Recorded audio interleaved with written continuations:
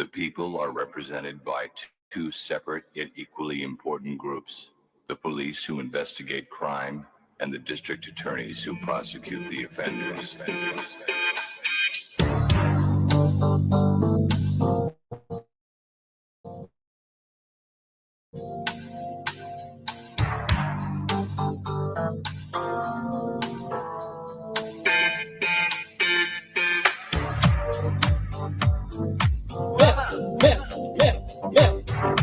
That's assault, man. That's assault, man. Break that up, man. Pop that here, man. That's assault, man. That's assault, man. Break that up, man. Break that up, pop that here. These people are going to eject you from this line. That's assault, man. That's assault, man. You cannot touch me like that. Oh, I will be telling you exactly what happened. Break that up, man. Man. These people are going to eject you from this line. That's assault. We have video of her. Excuse me. Ma'am. Excuse me. That's assault. Ma'am. You cannot touch me like that. Break that up. Break that up. Break that. Oh, I will be telling you. Break that up. That's assault. That's assault. Break that. That's assault. We have video of her. These people are going to eject you from this line. How did that show? I will assault. It is incredibly appropriate. I will. You cannot touch that. That's assault. Break that. Drop that chair here. Man, you cannot touch me like that. It is incredible. That's assault. Break that. That's assault. Break that. Drop that chair. Man, drop that chair. Man, drop that chair. Man, these people are going to eject you from this line. Break that. That's assault. Break that. Man, break that. Oh, I will. Man, that's assault. Oh, I will be telling you exactly what happened. Drop that chair here. That's assault. Break that.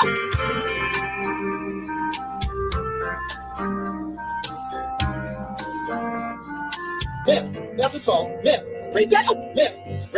Drop that chair here. These people are going to eject you from this line. That's assault. Man, that's assault. Man, it is. You cannot touch me like that. Oh, I will be telling you exactly what happened.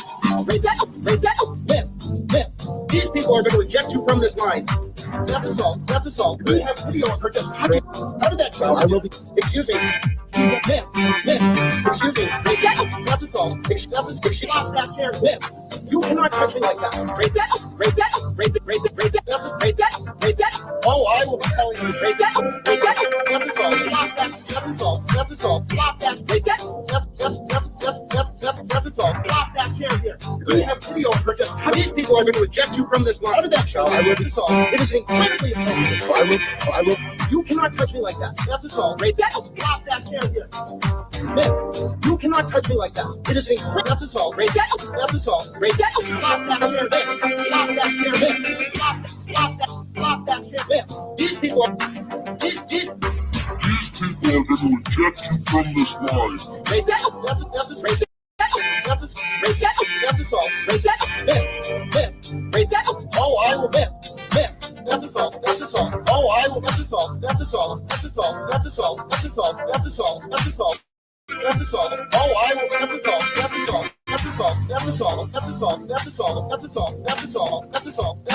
Oh, I will.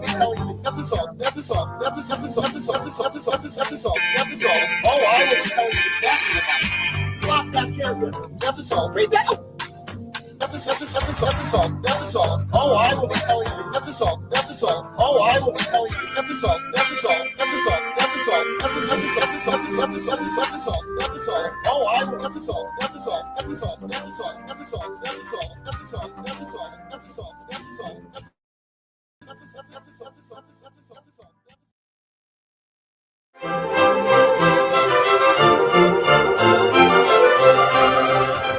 Hi, my name is Catherine Lord, and I want to welcome you to the wonderful world of puppies. In this video, we're going to help you understand what's involved in having a litter. By now, you should know your bitch is pregnant. Sometimes a bitch will come earlier, sometimes a few days later. Milk Aid helps aid the bitch. Watch your bitch. What is normal for your bitch? The delivery has begun. The bitch is into heavy labor. Comforting the bitch, you want to reassure your bitch if your bitch lets out a scream. We only usually allow the bitches to eat 1 or 2 of the afterbirths. breeders always say, call your vet when the bitch has had contractions for a long time. The bitch should be examined to make sure that all the nipples are okay. If a bitch vomits, the bitch may be in difficulty. Small bitch. Bitches. Every bitch should be checked for brucellosis. Why is it important that a bitch not be overweight? Overweight bitches, an overweight bitch, fat bitch, the bitch, and you should exercise the bitch. Approximately how long can a bitch A go? lot depends on the bitch. The bitch. The bitch, that bitch, the bitch is just very, very nervous. Milk the bitch, calm the bitch down, and try to milk the bitch like a cow.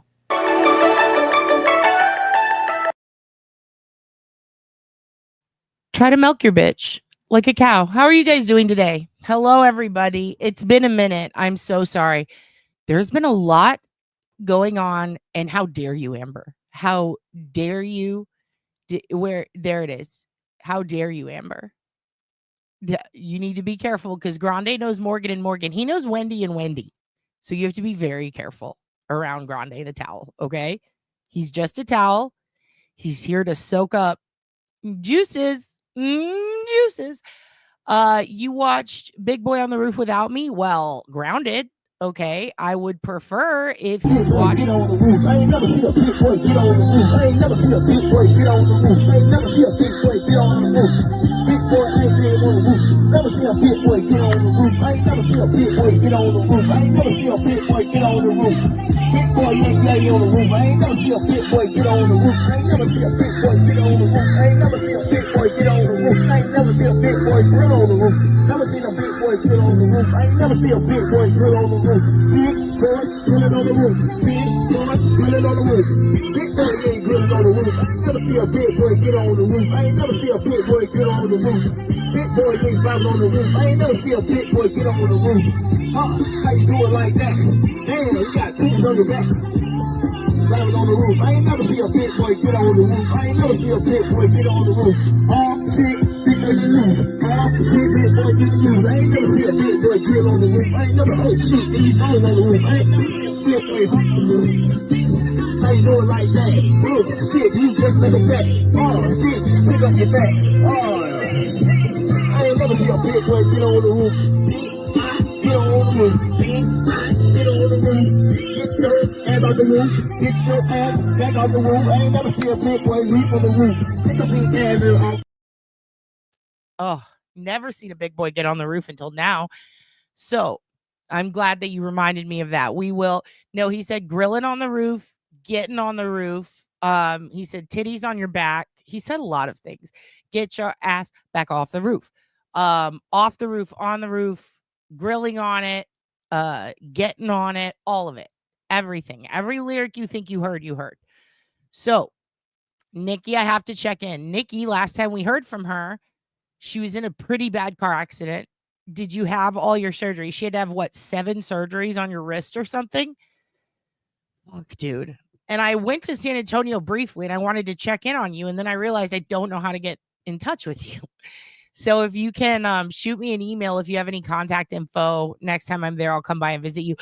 Dill Hole. Hello, Dill Hole. Still making prank calls. You having a good time? Thank you for calling in last week. Thank you to everyone who called in last week. We only got a couple of call-ins, but we tried. We got to see Fuzzy Lou, and we got to see her little fuzzy puppy. We got to see Andrea, Pronk Dad. That was fun. Yeah, almost as funny as crackhead Batman jumping off a roof. You're gonna have to be more specific because I know a lot of people who dress like Batman and fall off roofs, but I bet it's hilarious. I don't think Grant has ever seen Big Boy on the roof. Coming out your way tomorrow. Oh my gosh, JG Cruz, you're gonna be in Texas or you're gonna be in Austin? Oh my God. We're going to have to do a meetup soon. I need to do like some sort of meetup either here or somewhere else. I might just, let's look at the analytics and see where everybody is. I don't know a shingle thing about Big Boy on the Roof. How dare you? Grounded and reported and sued. I'm so sorry, Grant. 3 so far, 7 fractures on your forearm, had the 2 fingers that were crushed. So you have 4 more coming up, or are they going to be able to handle it without all the surgeries? Call in right now and you'll shave your head. Shit, that's actually pretty cool. Did you want to shave your head? I mean, if you wanted to, maybe we could fit that in. YouTube it. You're welcome. Okay, I will. I'll YouTube the fuck out of it. Dill hole.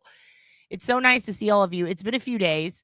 Listen, a lot has been going on. Yesterday was your birthday. Today is Reggie's birthday. So happy birthday to Nikki. Happy birthday to Reggie. I think Reggie is at a Harry Potter thing right now. Nikki, I would love to see you too. I would love to bring you a care package or something for your wrist and for your soul. My God, you've been through so much. And then what sucks is immediately after that shit happened to you, we had all those floods. Are you okay from that? That was a lot. Dude, I miss not chatting with you. I miss chatting with you. Oh, Darlene. And Darlene went to New York and came back to her home in Florida. So she had a little vacay. You had fun though, right? You want to come down for Halloween? Dude, get some tickets. Maybe we'll do a Halloween thing. Maybe I'll book something at Creek in the Cave and we'll have you guys down. We might bring back our show Creek in the Cage, which is a comedy wrestling experience. And I have to tell you guys, there has been a lot going on this week, just in general. And I apologize for having to take a few days off.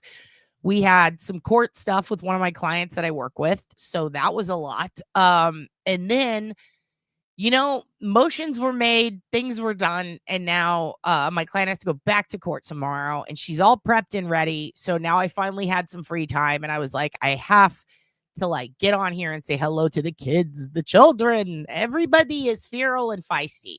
There have been a lot of things going on the internet. We're not going to talk about it because it's not worth our time. But I will say this: hold strong and ignore. The best thing that you can do when someone is relentlessly fucking with you, and it's to the point where it's stalker behavior and the police should be called, when it's at that point, if these particular people weren't so far away, then it would be concerning. But at this point, there's no reason to even we're not going to discuss it beyond what I'm saying now. Just ignore. If people bother you online or are being evil bitches with brucellosis, the best thing you can do, ignore. Don't give them the satisfaction. Don't say their name. Don't give them the clout, the kraut, whatever it is they want. You know what happened, VDOT. You know what happened. When this stuff happens, it is a cycle and it's going to keep going. You have to cut the head off of the snake. You know what I mean? You got to Shadow of the Colossus. You got to get up there on top of it, fly through the sky and stab it in the neck. So for those of you who know what I'm talking about, if you are online, if you are on other social media platforms and people are bothering the shit out of you, ignore. Don't say their name. Don't talk to them. Don't acknowledge them. Don't indulge them in intention, because that's what makes them grow stronger. And frankly, don't call me frankly, it looks like they are very weak, because really weak people have to feed off of the strong people and take their energy. That's what they do. It's called emotional vampires. But in this case, it's cyber vampires. So it's a little more annoying. It's not as scary, in my opinion. It's just stupid. It's just stupid and it's cyclical and it's, roll up and knock down their door. Super effective. I wouldn't even do that. I wouldn't even do that because it's just not worth it. It's simply not. To have to engage is just so annoying. You're probably going to see this happen 1,000 times more in the future. The more bored people get.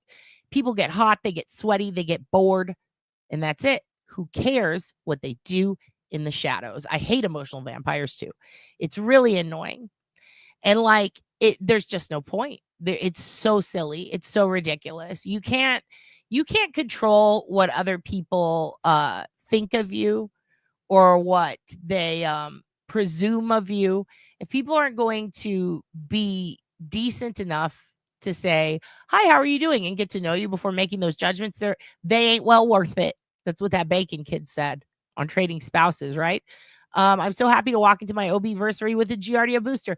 Dude, good for you. Everybody get boosted. Get boosted. Wendy Murphy has every right to feed off the weak. Grande's right. Unless you're Wendy, then you can do what you want. Yeah, you know what? I get mad at people who pick on people regardless of their kidneys. I don't think it's fair or fun to like go online and start problems and cause chaos. And people are just crazy. People are just crazy. So what we're going to do is we're just going to ignore. So that's what we're doing. That's what we're doing. Yeah, some channels have been built on drama and it's annoying.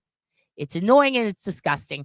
Hello, Mary Malarkey. Hello, hello. And you don't even have a stalker. Oh, just wait until you get one. They're so much fun. Then after a while, you're like, how are they doing? Are they okay?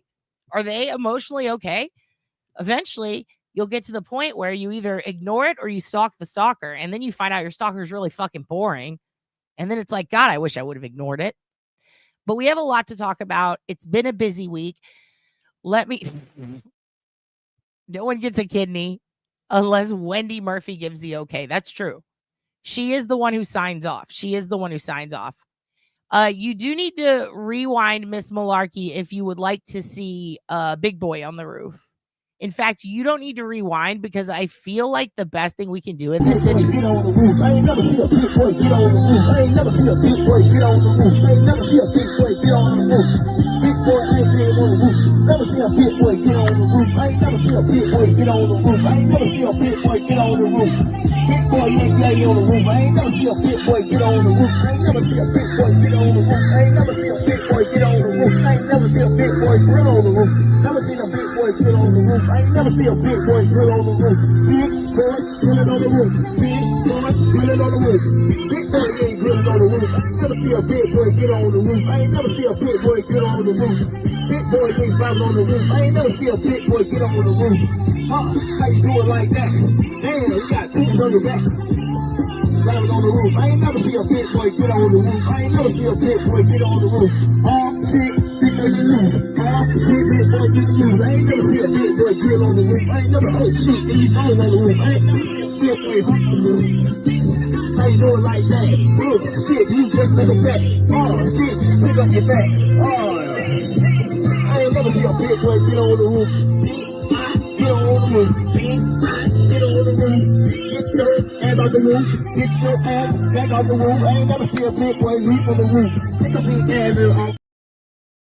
I never seen a big boy leave from the roof. I wonder what they were cooking too. I should ask. I should absolutely ask.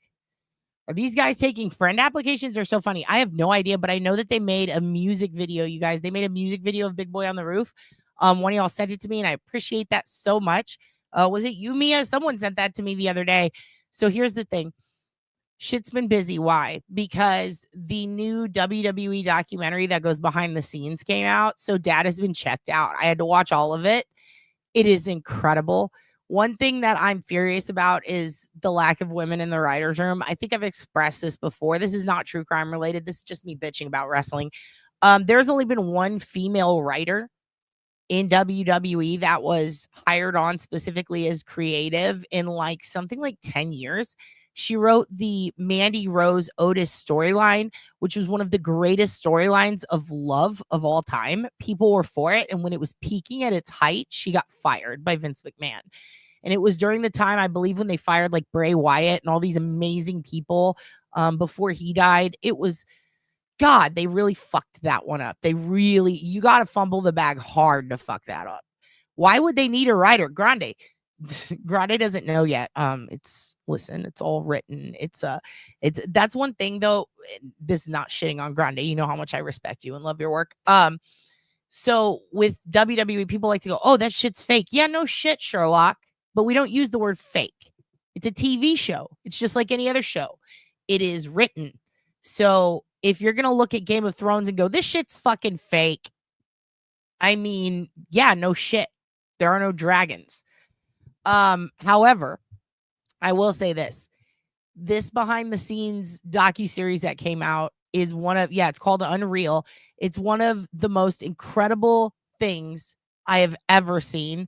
I was in shock because they don't show a lot of that. Now I have a really close friend who wrote for WWE for a long time, and he's told me all kinds of stories. And I'll tell you this much. It is exactly how he described, but there's less writers. And that surprised me. It's all men. It's all old dudes. Very, very surprised that Brian Horowitz wasn't there. I thought he still dicked around with them. I was super surprised that no women in the writers' room, not even Stephanie, who is or historically has been head of creative. It really tripped me out though. I'm going to nerd out for a second. It is a scripted performance, and I would highly recommend, if anybody wants to know how wrestling works behind the scenes, watch Unreal. It's unbelievable. One of the things that I did love about it, though, those guys had a great idea, and I'm going to nerd out for 1 second, and I apologize, but anybody who knows about wrestling, loves wrestling, and enjoys the Royal Rumble, dude, I would love to write for WWE Sister Wendy, but they pay shit. I did apply a long time ago, like over a decade ago. I got an interview. I ended up not going because it was in Connecticut. They wanted you to move, and it paid literally like $24K. It was really bad. And you have to pay for at the time, you had to pay for your travel. Actually, this was 15, 16, 17 years ago. Oh my God. You had to pay for your travel. You are on the road 350 something days a year. You have to pay for your hotels. It's really like a shit job. But now it's a lot better environment. It would be cool to write for it. You just have to be able to be mobile literally 95% of the year. So I'm not like that. I don't think I could handle that. Like even when I did tour a lot in comedy, it was like you had a few weeks break. So you would maybe tour 2 or 3 times a year, and it would be really short bursts. I can't imagine doing the entire year. I have friends who are wrestlers who they've told me, they're like, I know I stink. Like, you don't get a lot of time to even shower. You kind of live on road food. You have to work out all the time. It is like volunteering. Now they make a lot more money, but as soon as like about 15 to 17 years ago, you didn't make a lot, and it was not a high up position. I do believe that, Razor Ramon stumbled into a Chinese food bar where a wild young VDOT was on the prowl. Hilarity ensued. He got a wee bit too drunk, and I thought calling him Chico would be a good idea. Oh my God, you called Scott Hall Chico? How did that go? My biological dad saw Hulk Hogan, Andre the Giant, a couple of other dudes in a bar in San Antonio in, I want to say, late 70s, early 80s. I don't remember the time frame. I was not there. But they drank all the beer in the bar, and he's Polish, and he went insane and got really mad and almost got his ass beat by Hulk Hogan. So that's pretty crazy. Yeah, he cockblocked you. Of course he did. He's fucking Scott Hall. He's like, I shot a guy in Florida in 1986. He's fucking crazy. R.I.P. Razor Ramon. Anyway, I cannot recommend that more. Unreal, the docuseries. It is so fucking good. So my favorite part of anything in that series had to be, there's a scene where they're talking about the women's Royal Rumble, and they're like, what are we going to do? Like, how are we going to do this so that it's remarkable? And they're discussing different things that they could do. And they had an idea, and I got so mad watching this because it would have been perfect for this coming year at the Women's Royal Rumble. Like, they should have saved this because it's never happened before. First of all, never happened before in men's or women's Royal Rumble. It was a genius swerve. And also the outcome in general would have been perfect. And me and my boyfriend both were like, why didn't they do that? And the idea was this. So at the Royal Rumble, they said entrant 28 and 29 would come out because there's 30 people who come out, right? So the 28th woman and the 29th woman, it's on the Netflix platform. It's Netflix. It's called Unreal. It's so good. So the idea was this. Entrant 28 and 29 would come out, the two women, right? They'd be fighting. And before entrant 30 came out, they would both knock each other out over the rope, which is a double elimination. Never happened before, right before the 30th person comes out, right? So double elimination, there's no one in the ring. Therefore, whoever comes out 30th is the automatic winner because there's no one to fight, and it's the last woman standing. So they said 28, 29 eliminate themselves, buzzer, and then Chelsea Green comes out and she wins. Now, why is that funny? Because Chelsea Green is a comedy wrestler. She says in the series, she's like, I'm the one who's paid to lose. And if I am getting paid to look like an asshole, who cares? I'll do it. Pay me. She is fine with being a professional jobber. Oddly enough, she's not mid-card. She's up at the top. She's one of the best wrestlers, female wrestlers and wrestlers that I have seen in a long time. She's been wrestling since 2014. I've seen her live in the indies a shitload. I think when I did makeup for some wrestlers, I'm pretty sure she was in the back. But it's crazy because this girl takes so many bumps. I don't know that she's ever been injured. She is like made out of rubber. Like she went off of a 20-foot ladder through a table, fine. She used to wrestle Pentaco when he was like a big fucking deal, and she was Reclusa in Robert Rodriguez's, I can't even remember, Lucha Underground.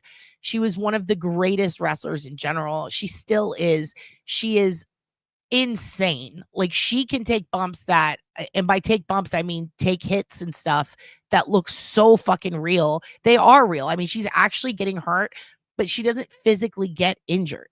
This girl can get, I mean, literally thrown off 20, 30-foot fucking high rises, just boom into a table, break it, land on her head, and then just get up and be fine. And she looks like a model. Like it's fucking crazy. So it was so freaking cool seeing her every Royal Rumble since she got re-signed coming out.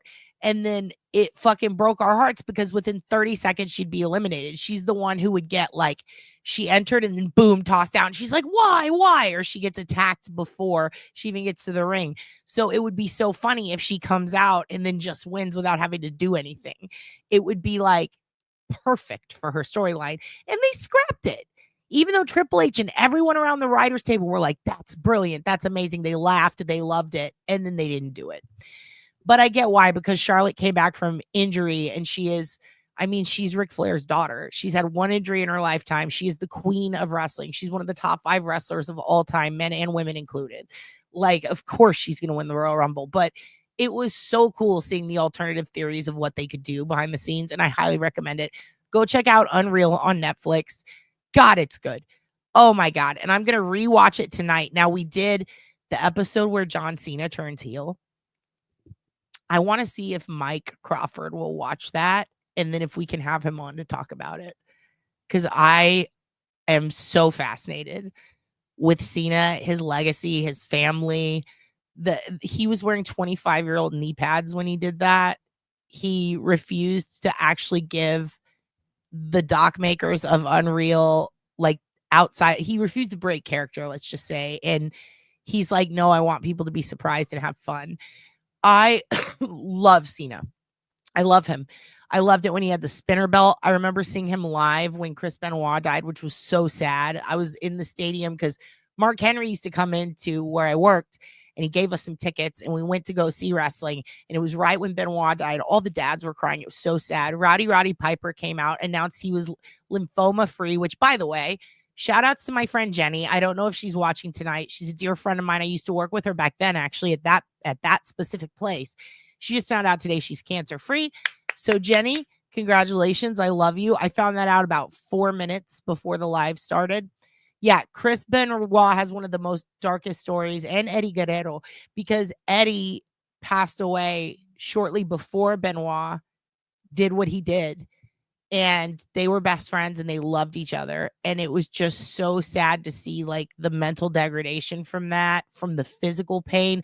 I mean, that guy took chair shots to his fucking the front of his head for many years. So it doesn't surprise me at all that he flipped out. And luckily it led to the CTE discussion and the Nowitzki Foundation coming out. But the problem is, as long as WWE and these people who are profiting off of wrestlers, UFC fighters, MMA fighters, and people with head injuries, as long as that company that profits off of that funds that institute, I don't know that we're ever going to get real thorough results for the cause or the end results of CTE. So I do hope that that institute does not work in a political way. Let's just say that. I hope that the funding doesn't affect the results, especially when you consider the amount of lawsuits. Jimmy Superfly Snuka's family, you know, they're still alive, and his daughter Tamina was still wrestling, but the shit that happened to his head, and then him going on to murder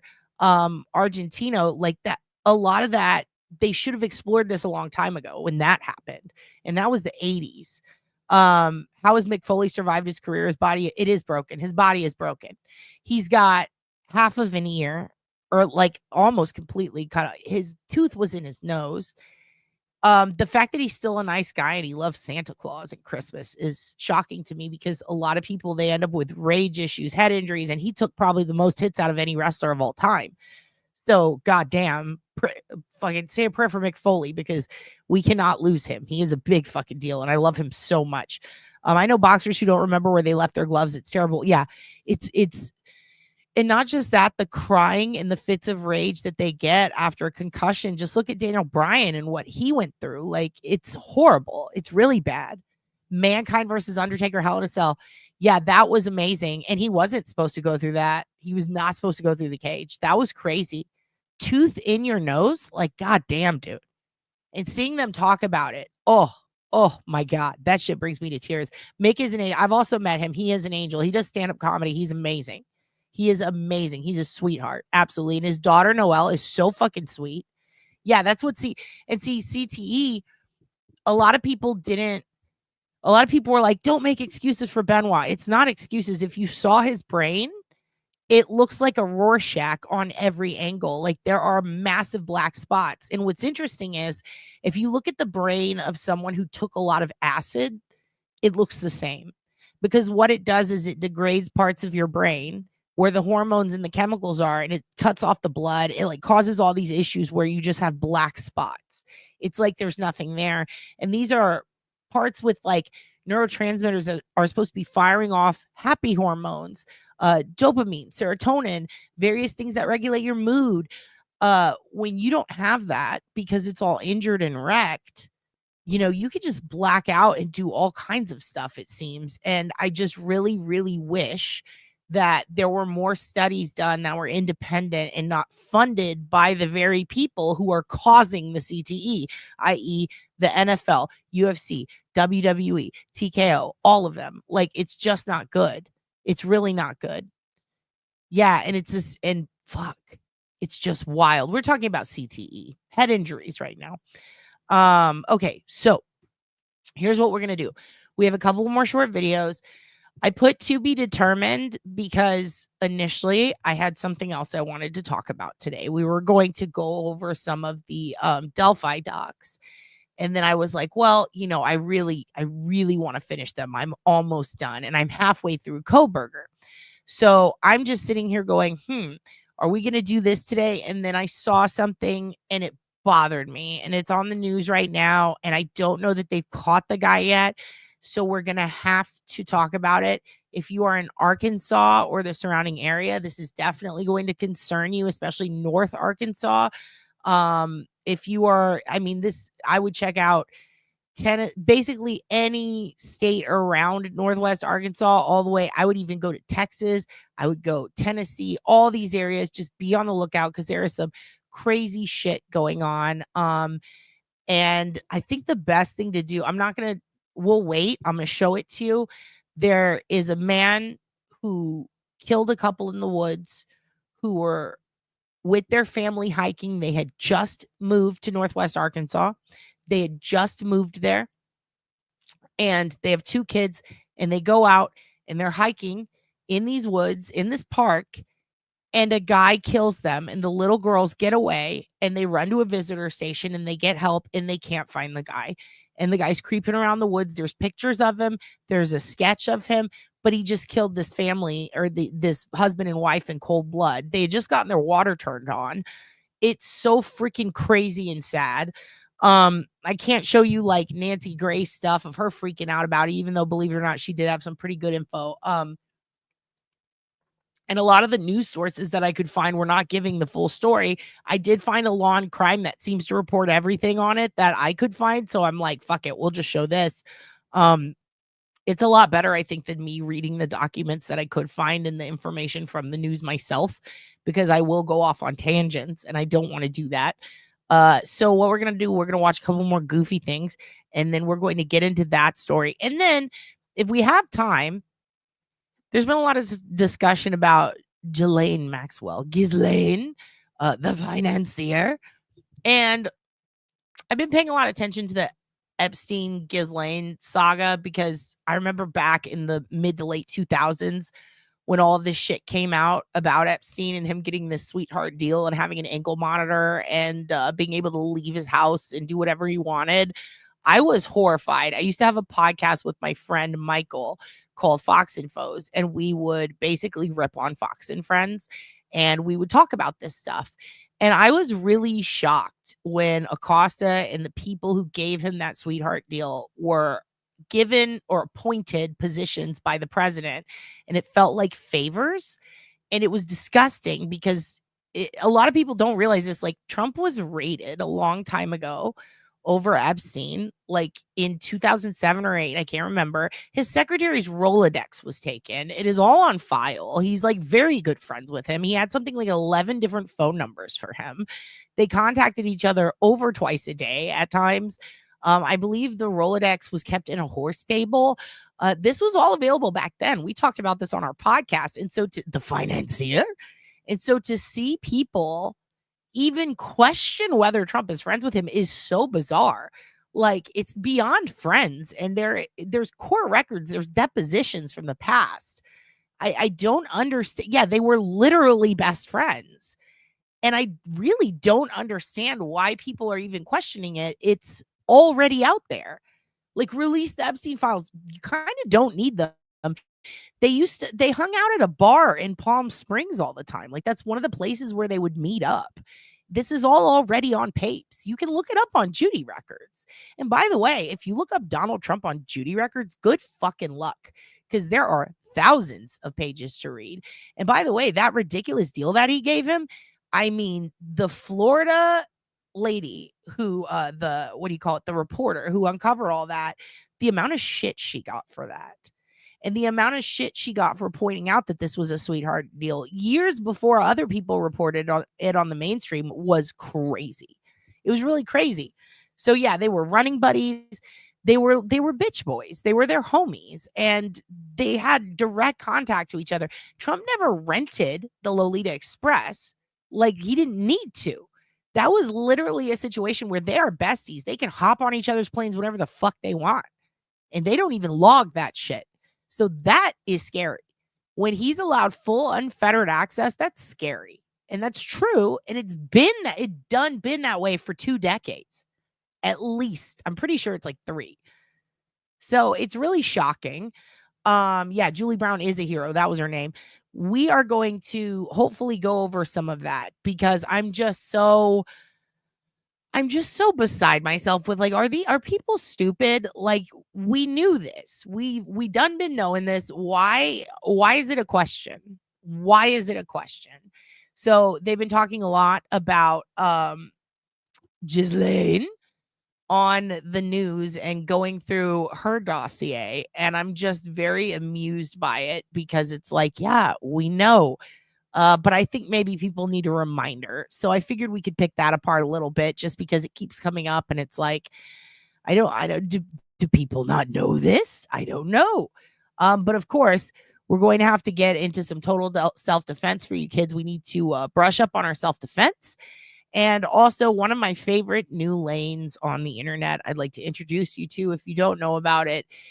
It is dudes. So far, it's been dudes. I haven't seen any chicks do it, but so far, well, technically Mitty and her boyfriend did it. But let's just say people on the internet are Tokyo drifting and running from the cops while Careless Whisper is blasting, and they're singing it. And I absolutely love it. It is my new favorite lane. People driving erratically, screaming Careless Whisper by George Michael is my favorite thing. Right now on the internet, next to Big Boy on the Roof. So I have to show you that. And now let's get back to the point. Here we go.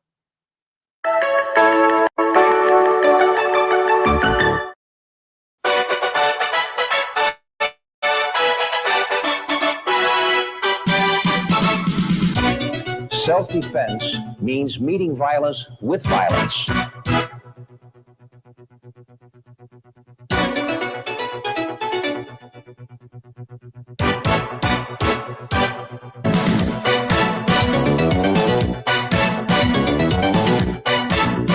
First a warrior, or all else is folly. I'll just bring Paul over here. We had the Adam's apple. The hand makes a circle and chops into that brainstem. That's a knockout point. Thank you, Paul. I come right in and attack the Adam's apple. Thank you, Paul. So you poke from here right into the eye. Thank you, Paul. I hit him, comes flying back. If I miss, into there. Thank you, Paul. As you can see, there's a lot of force. Thank you, Paul. And we're squeezing hard behind the windpipe. Thank you, Paul. I follow through with the strike. Thank you, Paul. Wham, like that. Thank you, Paul. Kick, like that. Thank you, Paul. Coming right down on the skull. Thank you very much, Paul. Thank you very much, Paul. Thank you very much, Paul. Thank you very much, Paul. Out of that circle. By following McSweeney's self-defense, you're going to be able to maintain a strong, healthy body and to protect it throughout your entire lifespan, or until you become disabled or fragile and weak.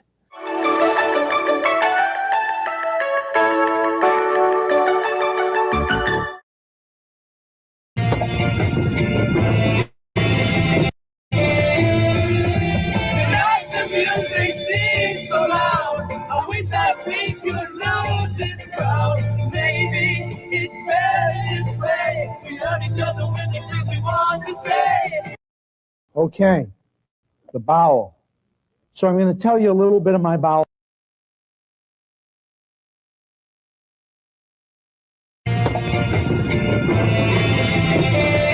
Tonight the music seems so loud. I wish that we could lose this crowd. Maybe it's better this way. We love each other when the things we want to say. Okay. Okay. Bowel. Okay, the bowel. By the way, I see where's brother Stephen Irwin. I know you saw. Where would we be without Paul? There's a gamer dude that's been singing Careless Whisper while he plays Warzone, and it's killing me. Something about Careless Whisper while you're doing some fuck shit is so funny. Going back, let's watch him one more time, running from the cops. Tonight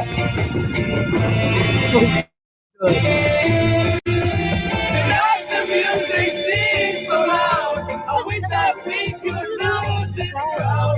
Maybe it's better this way. We love each other when the things we want to say. Could have been so Okay. good The together. bowel. So I'm going to tell you a little bit of my bowel history. Please do. Every Sunday, my dad used to go in the bathroom to have his bowel movement. Yes. Sometimes I'd hear a little, Praise Jesus. and I'd go in for my bowel movement. And I would go in, and it was like a green cloud, you know, a toxic waste dump in there. I remember sometimes it wouldn't come out. And when it did, it was kind of like, once I pooped in my pants in school, and I just left it in all day. And that's Once I pooped my pants at school and I just left it in all day. Where have we heard that before? Talladega Nights? Jesus. me was pooping. I had a young lady come to me. She said a bowel movement came out of him as long as from her fingertips to her elbow, as big around as her forearm. Good for her. She said that once it was in the toilet, they couldn't flush it down. Her husband had to get a shovel out of the garage and chop it up. This is actually this is the grand jury for the Karen Reed case. So I hope I don't get arrested for showing this. Let's hear it one more time.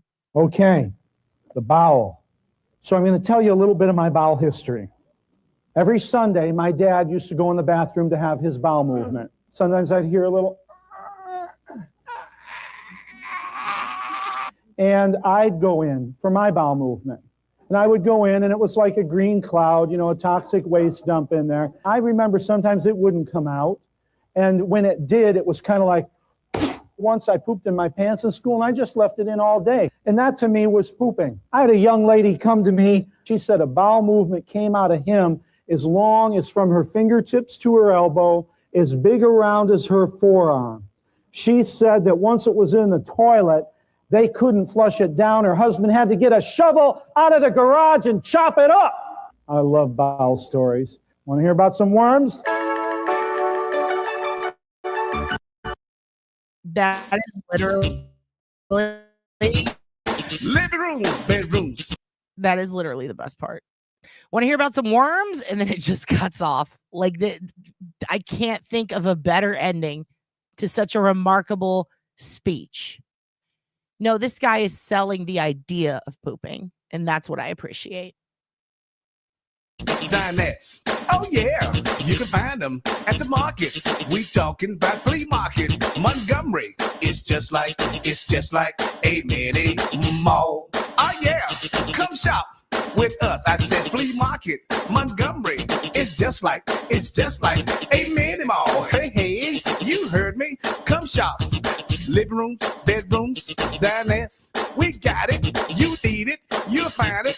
It's just like a mini mall. Hey, hey, you heard me. Come shop. I said flea market, Montgomery. It's just like a mini mall. Hey, hey, living rooms, bedrooms, dinettes. Oh yeah, you can find them at the market. We talking about flea market, Montgomery. It's just like a mini mall. Hey, hey, don't stop. Let's make it a dance. Come on now, to the left, to the right. Let's do this dance. Hey, to the left, to the right. Let's make this a dance. Flea market, Montgomery. It keeps you jumping. It's just like a mini mall. Check it out now, everybody. Like this now. Hey, hey, flea market, Montgomery. It's just like a mini mall. Don't stop. Let's dance. Flea market, Montgomery. It's just like a mini mall. Let's bring it on down now. Oh yeah, I know you're gonna like this. Come on now. It's just like, you know what I'm saying. It's just like, you know what I mean. It's just like, you know it. So why don't you just come on and say it? It's just like a mini mall. Oh yeah, you said it. It's just like a mini mall. Oh yeah.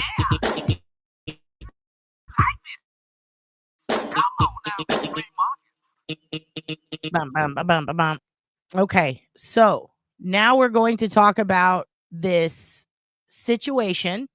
It's a hiker in Devil's Den Park. Okay, now that is a hell of a name for a park. All right, this just happened recently. 6 hours ago is when this piece came out. We're gonna watch it. I'm gonna let it speak for itself. Okay. And then we're going to pause and comment on some things. They are asking for the public who live in the area, if you have any cameras, any trail cams or anything outside that could possibly catch this guy on camera, to please, do not release it on the internet. Just send it directly to them. I did spend about 2 hours looking around for trail cams in the area. There, believe it or not, is a good amount, but couldn't see anything myself. This story is so fucking sad. They do have a sketch of this guy. They also, who did this, they also give a pretty good report on what happened based on what the kids saw. I'm going to warn you, this is very sad, but it's also, so this is the guy from behind. It's also something that I think is totally solvable, and I hope that they find him soon. Again, was going to do something different tonight, but I feel like this is pretty urgent. And we do have quite a few people who live in the area who have told me that they live in the area who watch this channel. So I'm going to go ahead and let you guys see this. And then I will be right back and we will talk about it. This is Arkansas. This is the northwest part of the state. This is Devil's Den Park. This happened. Okay. So I'm going to go ahead and make it big and we're going to listen to what they have to say about it.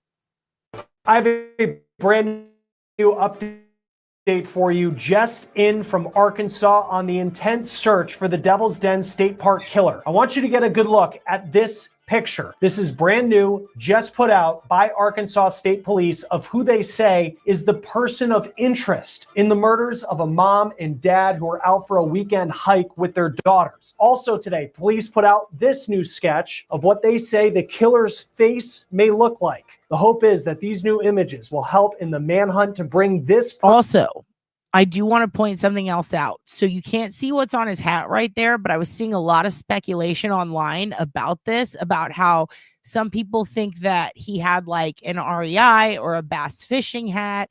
We don't know that yet. Let me go back one more time to show you this. So do you see what he has right here? So this is a backpack and it's real slouchy. It's blue, but right here, I saw some people speculating about this long part being part of a jacket or a tie around. Somebody else said that it looked like Kevlar. And I thought that was interesting because I've seen some quilted looking Kevlar before. I believe the kids are 7 and 9 or 7 and 11 or 9 and 11. I can't remember the exact ages right now. I do apologize, but they're going to tell you in a minute. But I'm very curious what you guys think about this right here. Do you think that this is something that is potentially like protective for like bullet wise, Kevlar, that type of stuff? Or is this just a quilted pattern on like some clothing? Kevlar is the vest that's worn that's supposed to absorb bullets in a sense that make them less impactful. They call it bulletproof, yeah, but not all Kevlar is the same. Some of it isn't as effective as other. You think it looks like a solar battery panel, and you said no, you don't think it looks like any form of Kevlar, right? Or are you saying no about something else? Very interested in that. I showed it to a couple of people I know who work in law enforcement who said, it could be anything, but it was interesting seeing the speculation on it online. But anyway, I'll let this continue.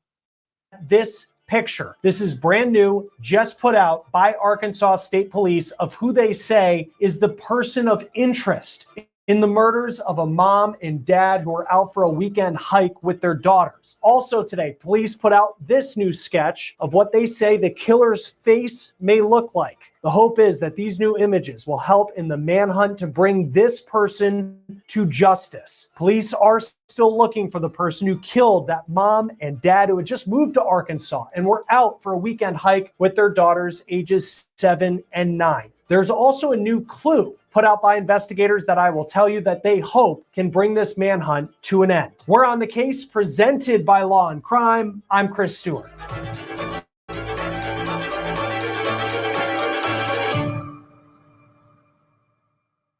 Tensions are high in Arkansas today as a popular state park is closed and the FBI has joined in as a manhunt is continuing for the suspect they say killed a mom and a dad.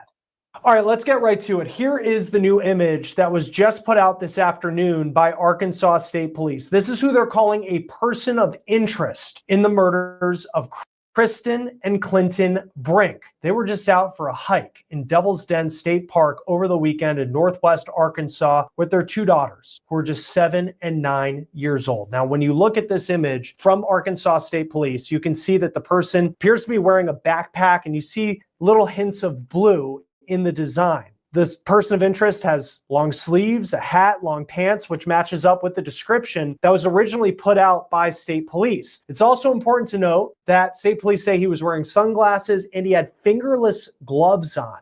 So think of like workout gloves that this person was wearing at the time of these murders, according to police. Police have been asking people who live in the area to... I want to point out that is weird.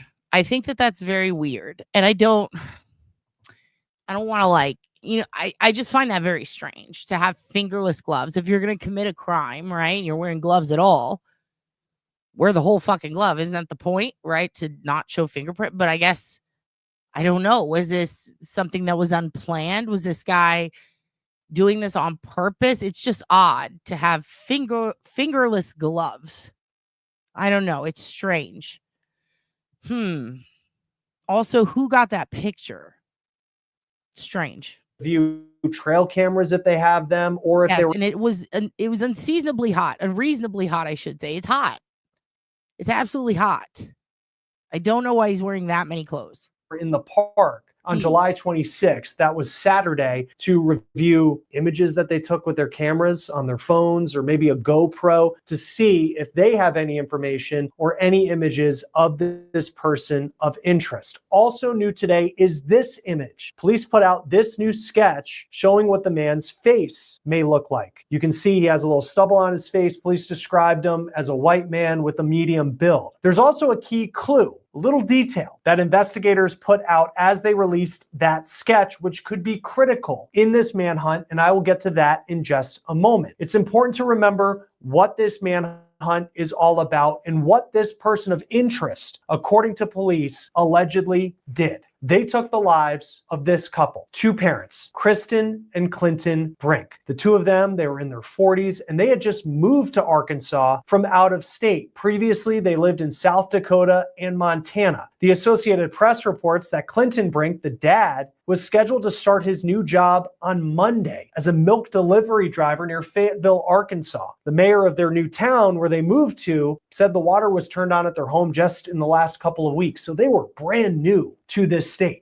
The pair, they were just out for a hike in Devil's Den State Park in Northwest Arkansas with their 7 and 9-year-old girls. Now that park, it is a couple hours away from Tulsa, Oklahoma, about a half hour south of Fayetteville, Arkansas. Police say this suspect attacked the couple inside the park around 2:30 in the afternoon on Saturday. And the two girls, those daughters, just 7 and 9 years old, were reportedly able to get away from the killer and make it to a visitor's station where they were able to alert the authorities, according to local media in Arkansas who have been covering this story. Now, the area of the park where the Brinks were killed, according to police, it had thick brush, it had rugged terrain, and it also was out of cell phone range, which is why they had to make it to that visitor center to be able to call 911. Here's the moment that police, when they arrived at the park, found the bodies of the Brinks. This is per KNWA TV. I think I see you right there. I've got two bodies down here.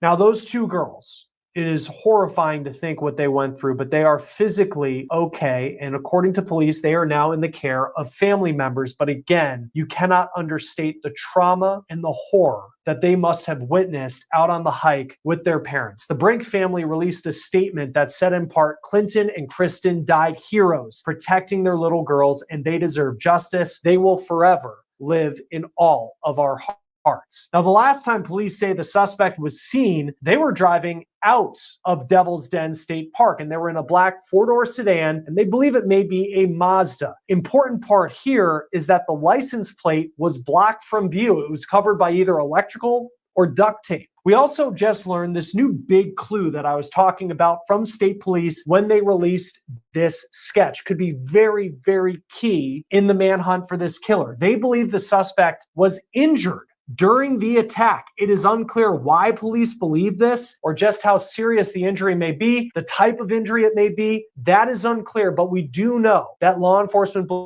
believe that this suspect was hurt during the attack. And police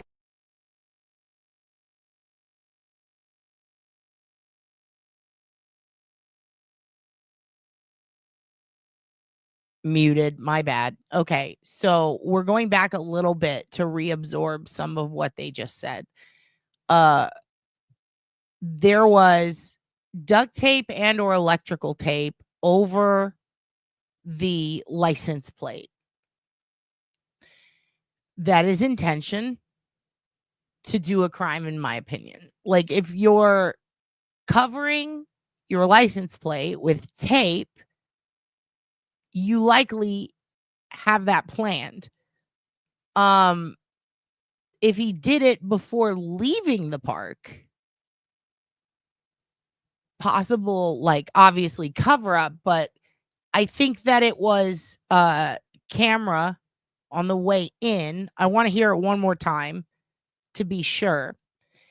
It does have the blue triangle patch on the back of the backpack. Yep. And here's another thing that's odd is that, you know, they drove their vehicle there. The vehicle itself sounds pretty, like, they don't give a lot of ID on it, but it sounds like something that I wish they would put out a sketch or a picture of. I think that I would notice if there was a bunch of tape covering a license plate. I think anybody would.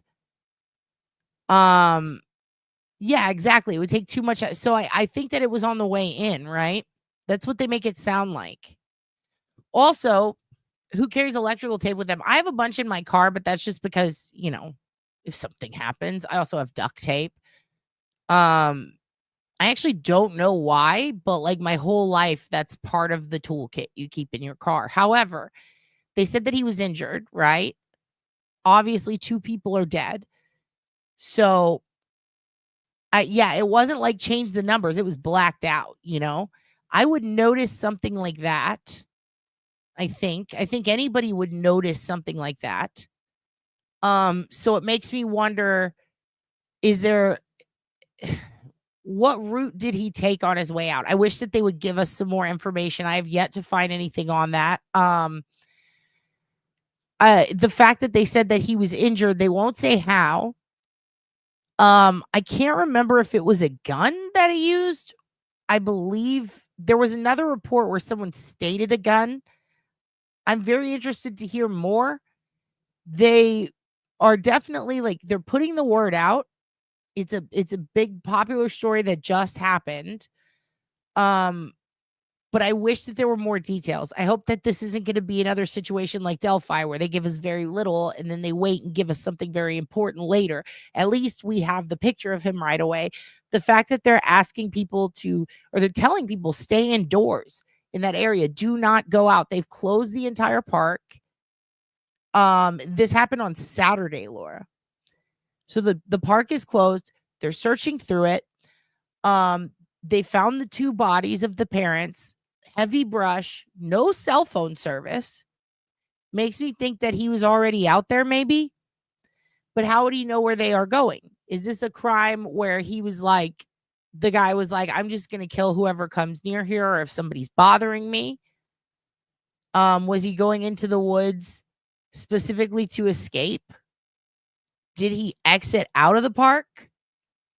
Or did they see the vehicle and then they're not telling us that they've impounded? I don't, this is a little confusing for me. I want to hear it again. But they said that he was injured. It makes me wonder, you know what, like, was there blood that they know not to be the families because the blood trailed outward, you know, and the families were dropped there? Did the kids say that he was injured? Did the kids injure him? Because remember, they said the kids escaped. So these little girls are brave. These are good kids. They're so smart. They're so brave. Like, I'm so amazed that these little kids could go through something so horrific and get away from this guy. And then to know to go to a visitor center.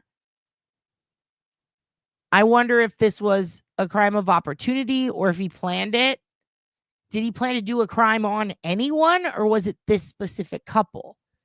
I also worry for this couple's family and friends, because I feel like if the media were a little more clear on some stuff like that, or maybe if the police knew, and I don't know if they know or not, but if they could let it out that it could have been somebody who was a stranger, they might not know that yet.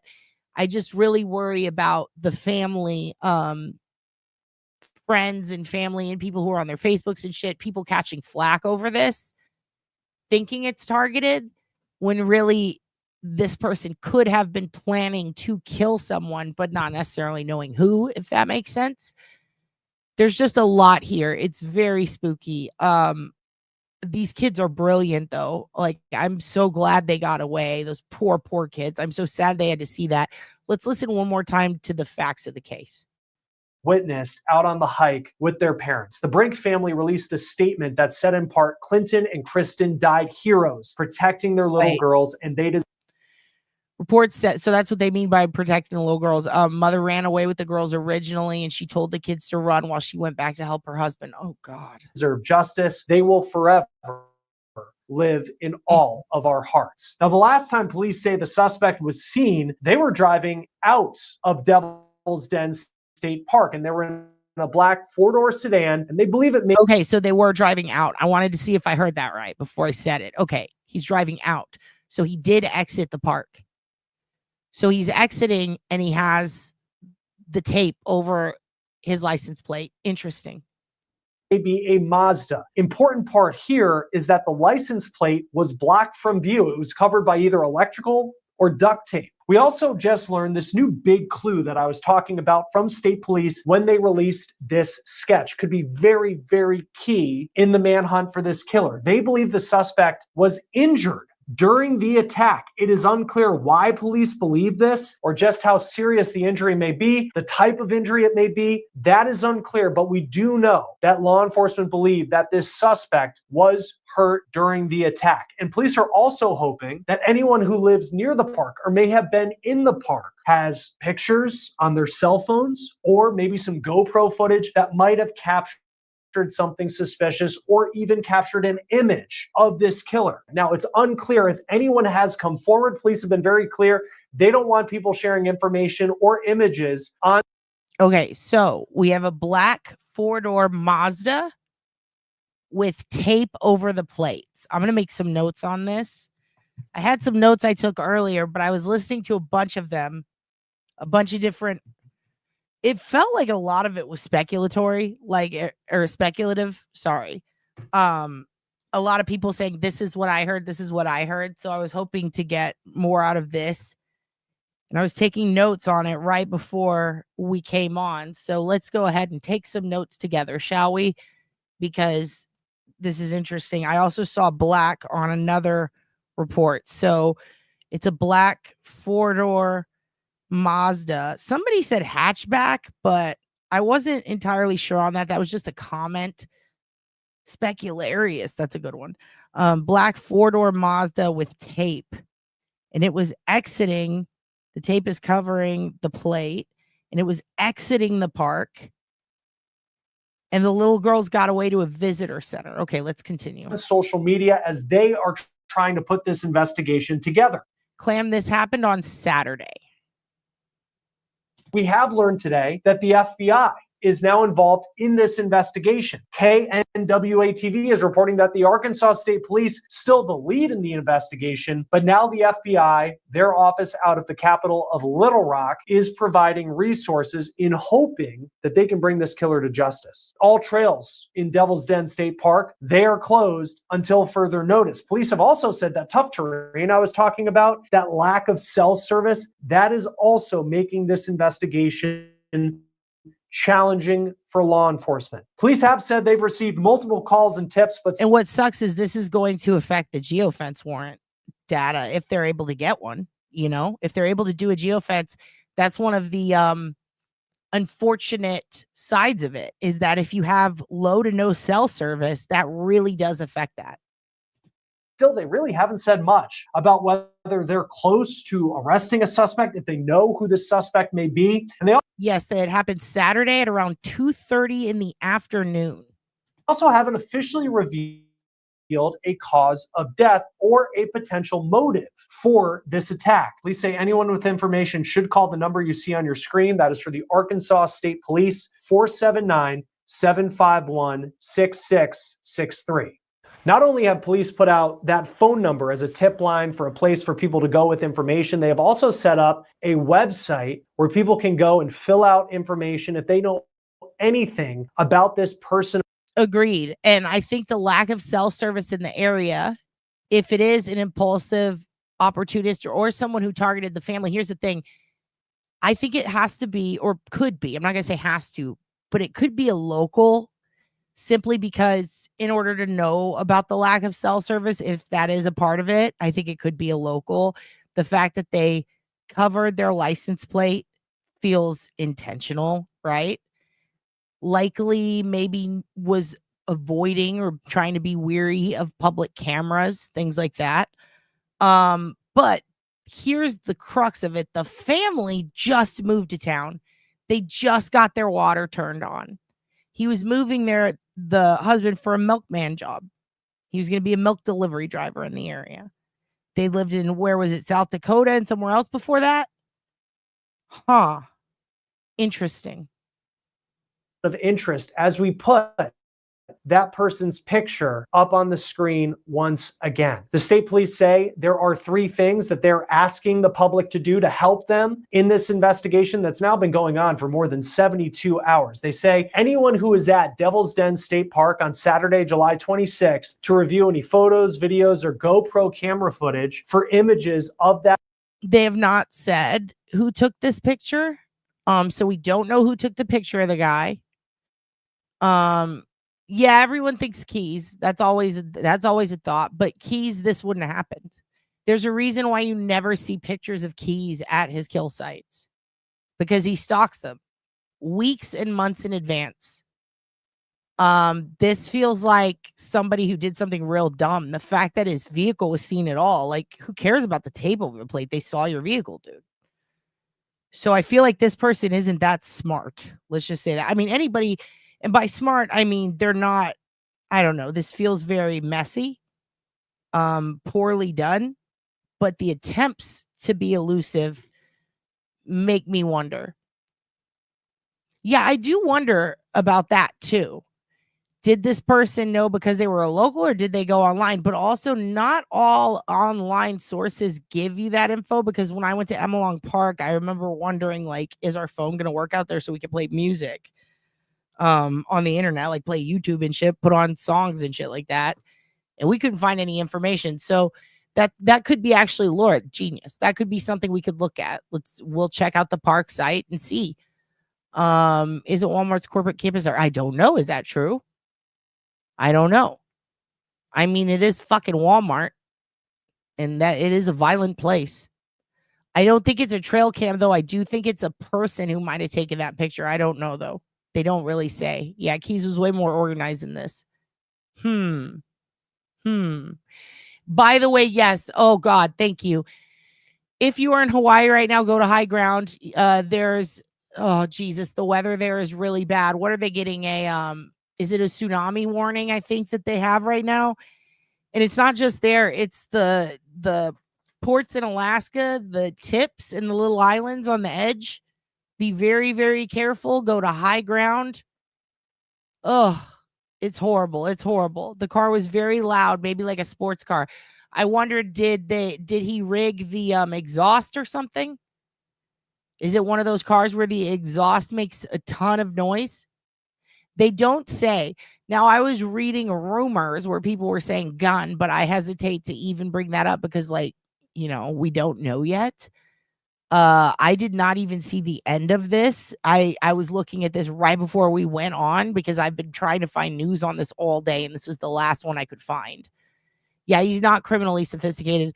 Anybody who and agree, lack of impulse control. Anybody who is seen this much, you know, there's something going on there. They're not as smart as they think they are. Willing to bet this is someone attributing the legends of Devil's Den to their why. It's called Devil's Den for a multitude of reasons, but one of them is the devil's snake living there. Interesting. Could also just be Arkansas. If you've ever been, holy shit, that place. I stayed in Arkadelphia, and I am very scared. You say stabbed? Is that from news though, Carrie, or is that like a rumor? Because some people have said stabbed, some people have said gun. I found 2 news reports that said different things, and they both had a lot of speculation. So that's why I chose this one. Okay, so the girls witnessed it. Where was this reported? Was this on local news? Like in the last couple of hours? Or was that something that they reported yesterday? So that could be why they think that there's an injury, right? On this guy? Interesting. They said stabbed? Okay, I did not hear that. I'm going to have to go back and listen. That person of interest or that described vehicle, the 4-door Mazda, dark in color, that had its license plates covered with electrical or duct tape. It was last seen exiting the park. They also want people who live in the area to check their game camera footage, which is like a camera that can fit on a tree similar to a GoPro. Okay, so I'm not going to put it up because it has a person's name, but I did see one, and this is the one where people were arguing, where the person said, I was in the area and I heard that he had a gun, held them at gunpoint, and possibly stabbed. And then people are arguing with this person. But they said it in the dispatch call. They said stabbed. So there you go. That's interesting. That's interesting. So to take on an entire family with a knife is a choice and horrific. Those poor girls. Yeah, I don't know that they were, I don't think so now either, because again, they were new to the area like that.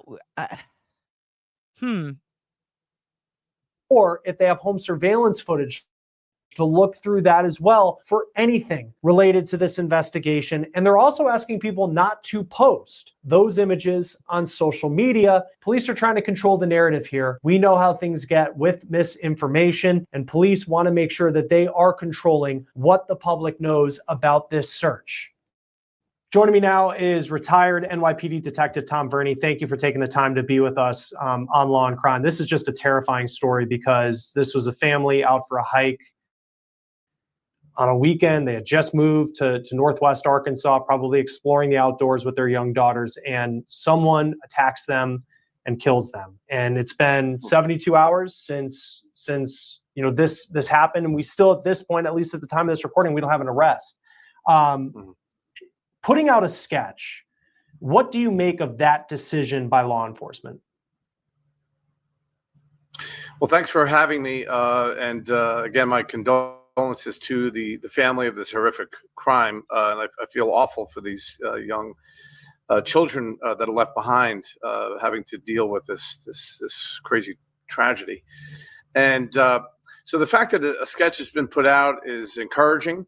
I don't say that it may not be the end-all be-all for this specific case, but many times when a sketch is created, that has told investigators that there's enough evidence to sort of narrow down the person that we may be looking for. Enough people or enough video evidence has been collected to suggest a general sort of mock-up of the perpetrator.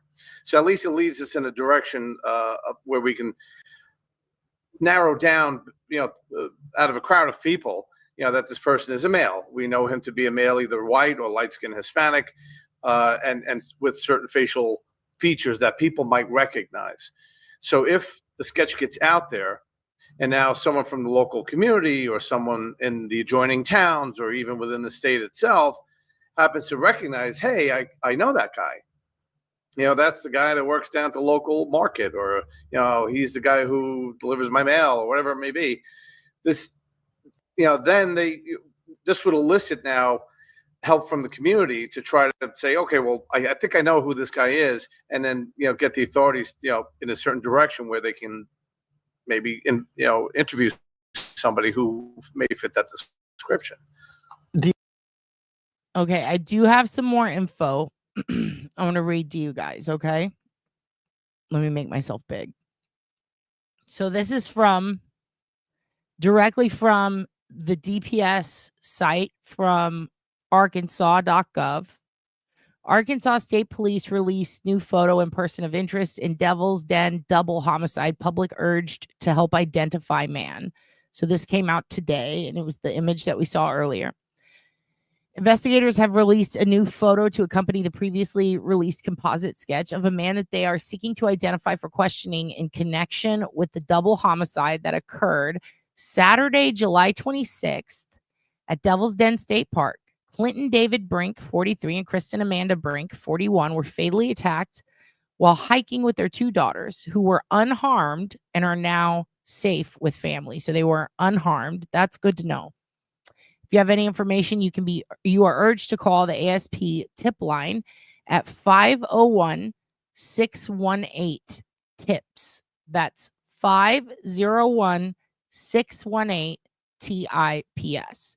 Or if you go to arkansas.gov, you can submit a tip through the online form, and it gives you a link. I will put that up on a banner and in the chat soon. The wanted man is described as a white male, medium build, and this just has been updated in the last 2 hours. White male, medium build, last seen wearing a long-sleeved shirt with his sleeves rolled up, dark pants, dark baseball cap, and sunglasses. He's carrying the black backpack that you see in the picture. He's wearing fingerless gloves. We knew that. And he may have sustained an injury during the attack. Okay. So this is a guy who's got the sleeves rolled up and then gloves on, fingerless. That's pretty easy to recognize, I think.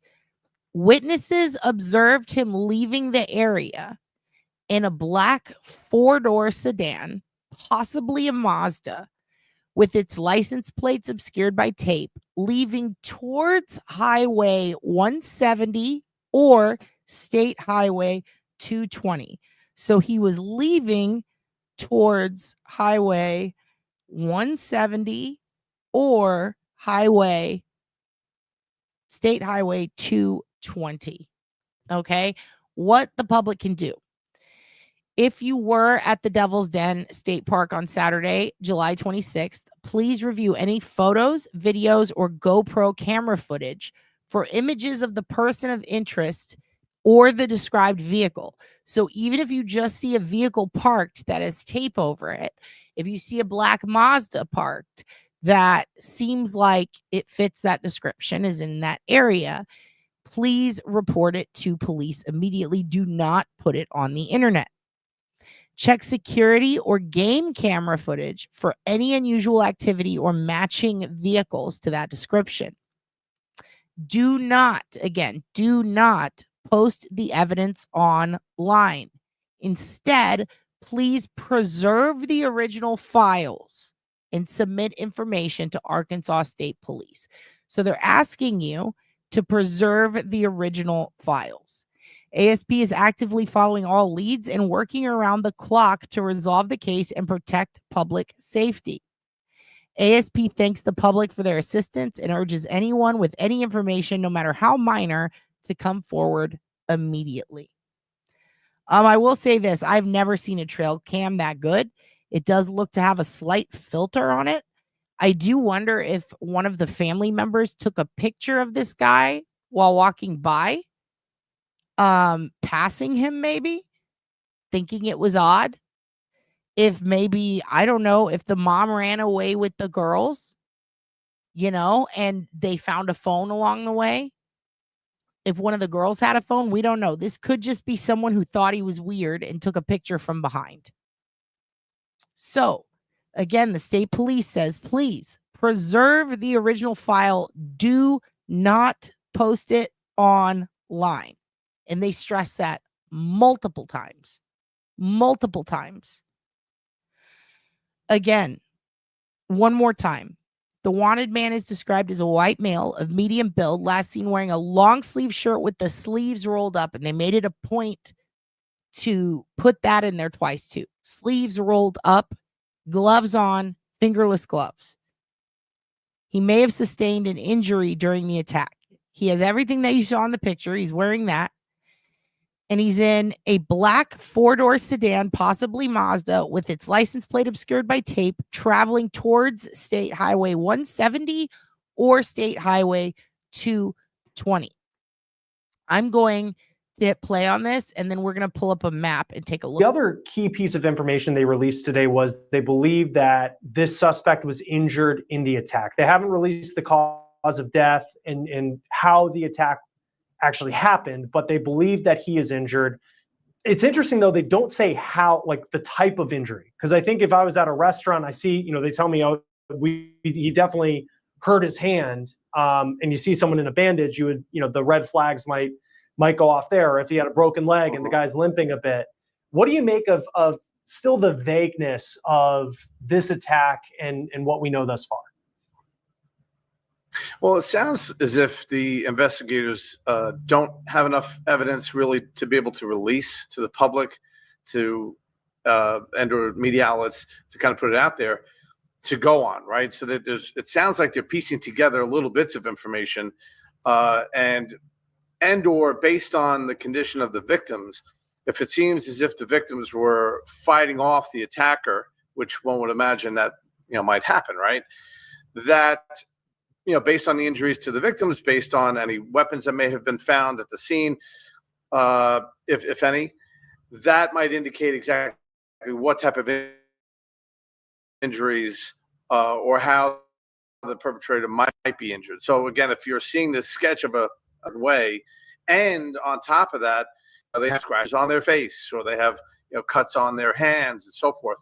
When you start to connect these dots, it might lead you to believe, like, well, that guy might be the guy. So maybe I should tell the authorities about this so they can go talk to this guy and rule out whether he is or is not the person that we're looking for.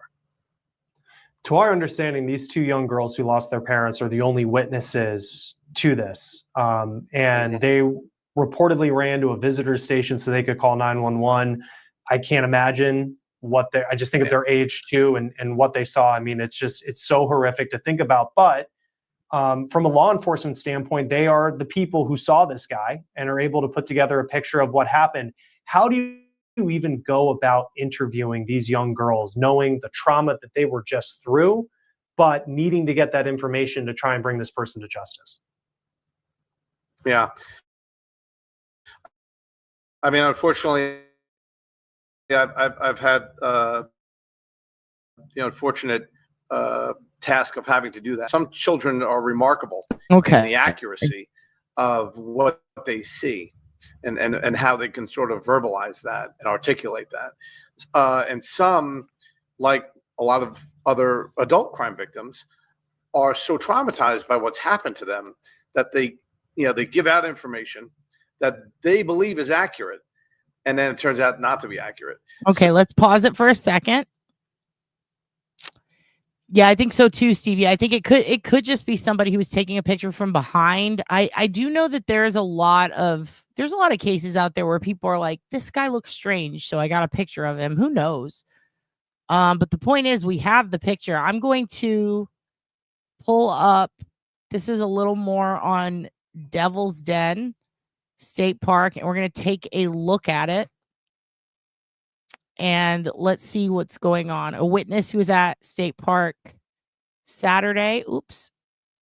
From the AP News, the photo was provided by a witness who was at Devil's Den State Park Saturday. Police said the photo was taken from behind and does not show the person of interest's face. There you go. There you go. There you go. Okay, I'm going to show you. Let's look at this tab. And let me bring this down. Give me 1 second. All right. So this is the Devil's Den State Park. All the trails are closed until further notice. They were found on a hiking trail specifically. There is, let me see. There is, yeah, it said that there were full service cabins. It looks like this guy pulled into the park same day and exited same day. Let's take a look at some of the pictures of it. It is beautiful. It looks like a great place for a family to go. I don't blame them for wanting to go there, especially if you first, visit a town and you want to check it out. This is what it looks like. All right. And they do have little pull-up areas for your campers and stuff. And I believe one guy talked about how the cabins in 3cc on some of the reviews I saw, those are some cute hoogans. Oh my goodness. One guy talked about how he doesn't use the campsites anymore, the ones with the cabins, because they had bed bugs. So that's a bit like yikes. But other than that, fucking gorgeous park. Lots of crevices, lots of little cave area, lots of cabins, lots of nature, lots of nothing. The water is beautiful crystal blue in some of these pictures. It seems like a very popular campground. It has over 1,600 Google reviews, all extremely positive. I was also reading, oddly, State Park Ranger, that it is very heavily policed. Somebody in one article or one news report said that there aren't a lot of police, or there's not a big police presence out there, but it seems like a lot of the reviews state that there are like a ton of park rangers. Look at those icicles. The good news is it seems that the guy isn't in the park anymore, which would make this a bit more difficult, I think. The fact that he left the park. I know that some people think, well, it would be great if we knew the general area where he was. At least we'd know where he was. He's isolated in this park, but this is a massive park. As you can see, there's some, oh, what a great picture. Look at all that. Look at how huge that is. And that's just the tip of it. So I think it might be better that he's out in public now on the highways where they can at least try to get some shots of the vehicle and isn't like possibly hiding in any caves or exiting out the other side. But this is more of what the park looks like. It's very, very popular for Instagram people and people who want to take fancy pictures. I mean, it's gorgeous. Look at those mushrooms. Look at that beautiful little, that's super cute. It seems that it was very well populated that day. Like there were a lot of people there. Waterfall. It's a Saturday. Said that it was packed with people. This is a gorgeous picture. Wow. This is amazing. And I'm assuming those are boat docks. There are also, because this is how, look at that, people with their cameras set up, because this is heavily trafficked by a ton of people, especially I was reading about people use it for wedding photos. They use it for prom photos. They use it just to go get pictures like this of the landscape. Because of that, there's always a ton of people out there with GoPros hiking. They have their cameras out. They're taking pictures of everything. So let's just hope that because he chose a busy Saturday in the daytime, they're hopefully getting that information. Now, again, they're not saying much. So they're, oh, look at those hooligans. So there is a chance they might already have a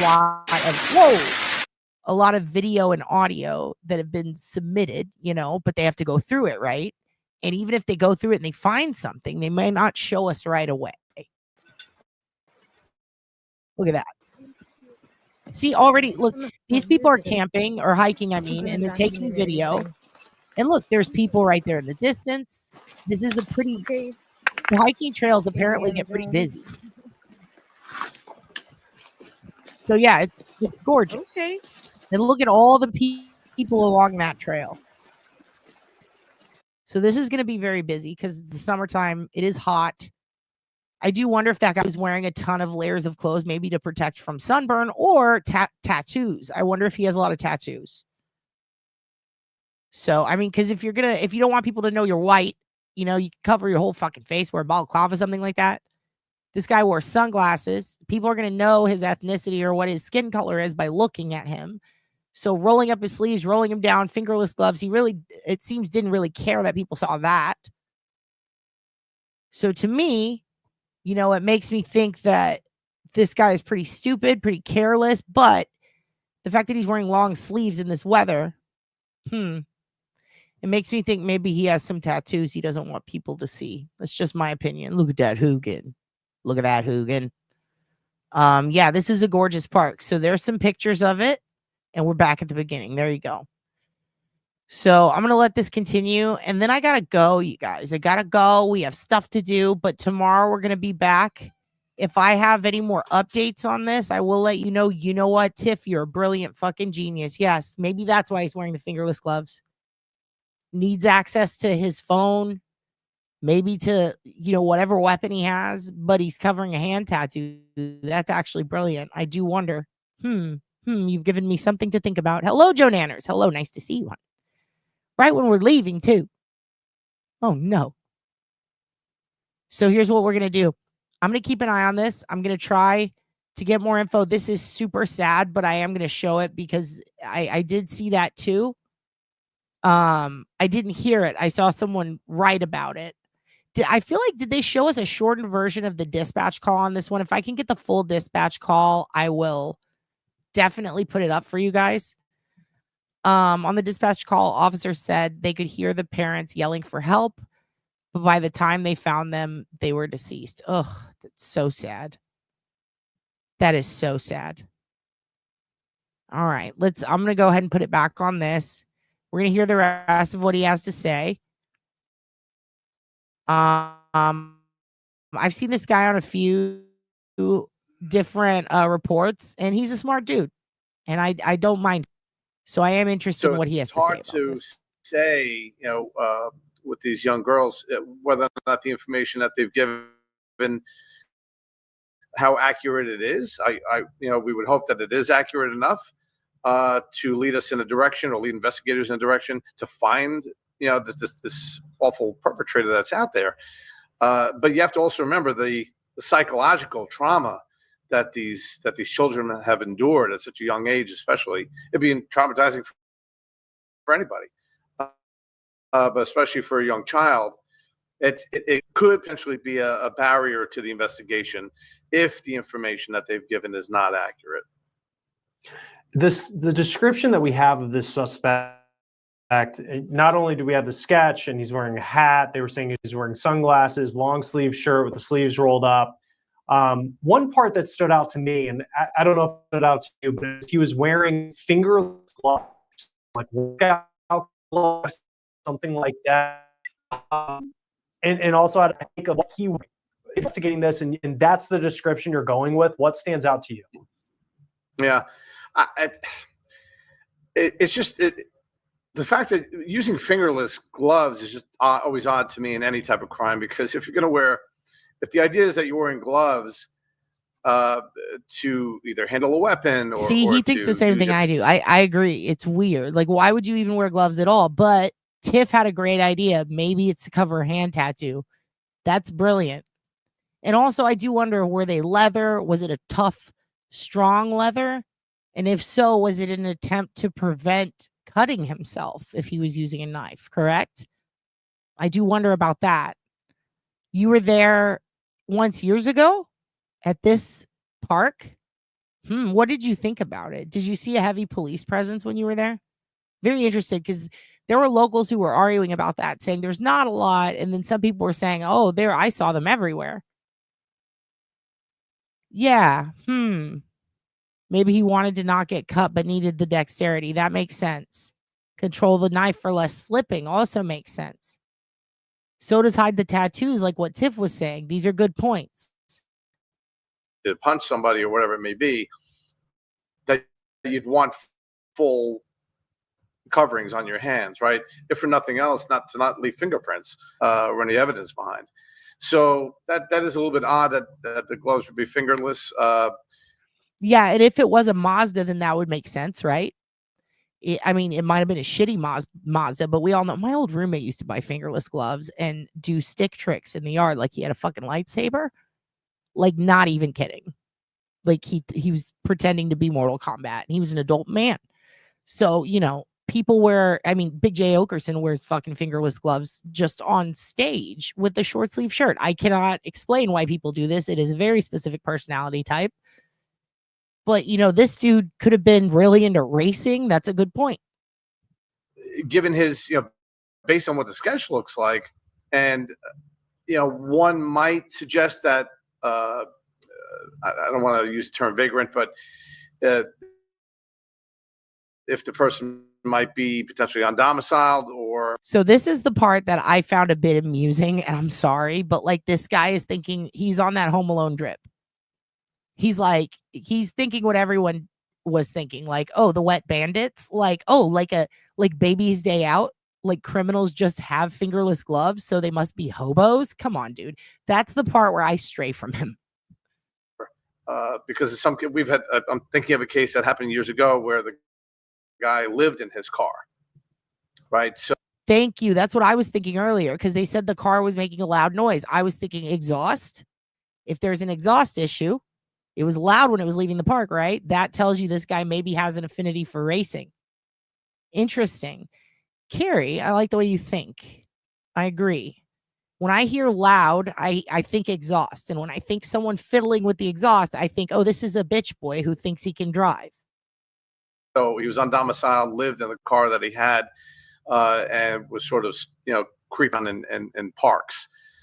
You know, and that's what made me sort of think about this case, and got my attention about this case. Was I was thinking, well, because that can anywhere, right? And you have to go into the sort of the, like, why would someone do this? Like, what was the point? You know, was he looking to, you know, rob them of cash or credit cards or whatever it may be, and then they put up a fight, and then he got angry and then decided that he had to kill them both, which seems a little extreme for a robbery. But, you know, so it's hard to say based on what. You know, I have to argue with that part too. It's not extreme for a robbery. It happened to me. It happens to a lot of people. I was very shocked at the amount of people who get attacked with knives and robbed as opposed to guns. But why is that? Because in some states, it's a different type of deadly weapon. It's a whole different class of crime. So I would be interested. I'm going to make a note of that. Let's look up in Arkansas, you know, what the deal is with carrying a knife.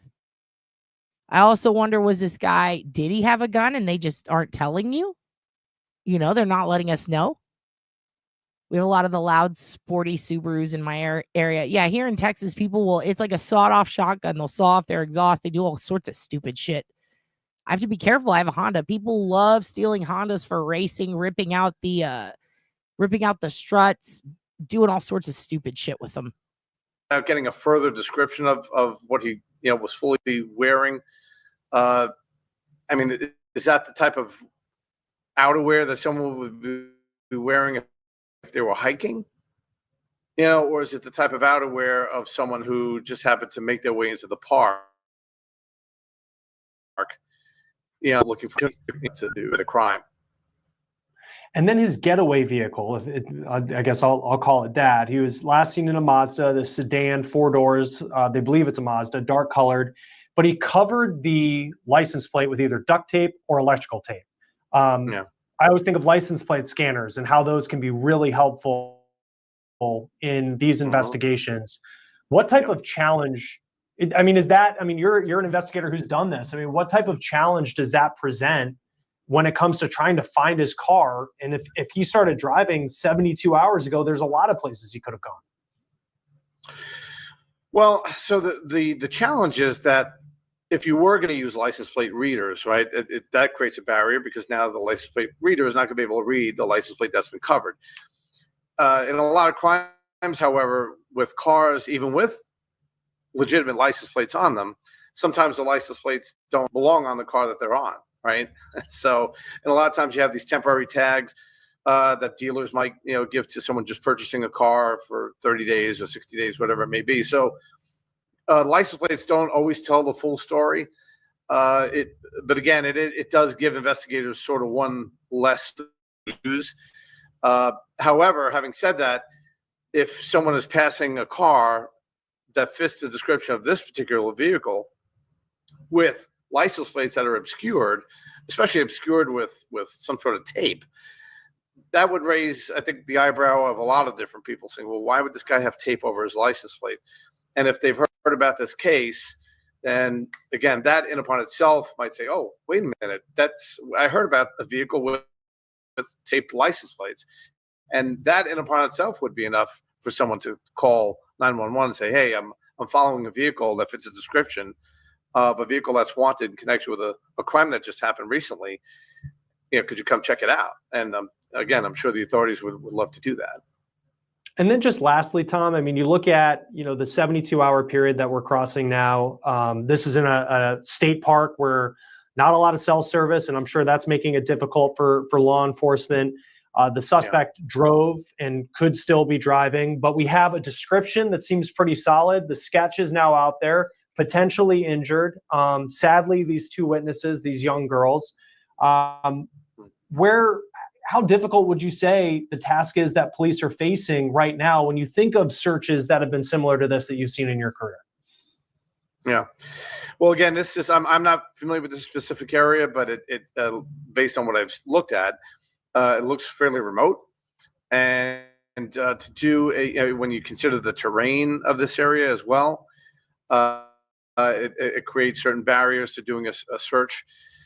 And the fact that there were only two roads that seem to be out of this specific area that either go north or south, they have a 50-50 shot, going in the right direction, right? So you have to figure, like, if this guy, how much gas did he have in his car? Would he have to go to a local, a more populated area? Would he try to ditch the car and maybe try to disappear into a more populated area, or take a different mode of transportation out of that county, out of the state, whether it be by bus or by plane? Okay, so this is just speculation at this point from this guy. So we're going to finish this part with, I'm going to show you guys the map. Now, one thing they said is 170 or 220. I can't find a 220 here, so I think it's kind of like Texas, how, Mopac is Loop 1 and everything has different names. Here's what I did notice. And if anybody knows which one is 220, because I did try to use the map to look it up, and it just shows me the same thing. So maybe 170 merges into 220 somewhere. I don't know. But here, let me pull this down and show you guys the map. And then I do have to go, and I will be back tomorrow, possibly to talk Delphi. It might be the day after, but hopefully tomorrow. Oh, come on. Oh, let me do stop sharing. Here we go. Sorry, they changed a lot of shit in StreamYard, and I don't know what I'm doing. Okay, here we go. So, one thing that I think we should take a look at is, so right here where it says pictures, obviously on Google Maps, this is going to be places where people took a bunch of pictures, and you can kind of look around in the area. We already looked at a lot of those pictures. But if you want to see trail cams, what I would recommend doing is not just typing in Devil's Den trail cams or Arkansas live cams, things like that. But I would focus on specific lingo, like Northwest Arkansas public cams, live cams, web cams, hiking cams, and trail cams. I would use those buzzwords. I would also focus on Highway 170. Here we have text dot. I wonder if there's an Arkansas dot or something that takes takes photos or keeps a camera on any and all of the traffic along these major roads. So one of the places that they could have exited would have been Lake Creek Road by way of 170, which was noted. This area crosses the Devil's Den Trail and then comes down through 74 and heads upwards this way. So it seems like if you take 170 or 74, there are two major routes you could go, and one goes north and one goes northeast. So let's take a look at it from a much wider angle. All right. So the possibilities, okay, are extending up towards Fayetteville. He could take a couple of these loop-de-loop roads. He could go down to 59 and hit his way this way to the west. It's what's Beaverama? Oh my gosh. I would think, and this is just me, this is me speculating, but see how right here you are boom out of state all of a sudden? Literally, it's not that far to get into Oklahoma. Wichita Falls right here is Texas. I used to actually go to school right below that. I would think that when you have a state line this close and you just committed a crime like the one he committed in Arkansas, I would say look that way. I would say look towards Oklahoma first. Again, I'm not a cop. I'm not, a professional investigator. I'm not a psychic. I'm just saying I think that would probably be smart, because when you make things multi-jurisdictional, you make things difficult. And that's kind of a well-known thing. And look how close this is to a state line. If he heads north, it's going to be a hot minute. It's going to be a hot minute before he's out of state and he's up here in Missouri. I would think going left to Oklahoma would probably be the quickest way to really fuck up an investigation. Now, considering the guy was driving what he was driving, wearing what he was wearing, and did what he did, he's probably not the brightest fucking crayon in the box. So who knows if he did that? But I can tell you this much. You have this major Highway 49 going down here. This is probably going to have the most cameras on it.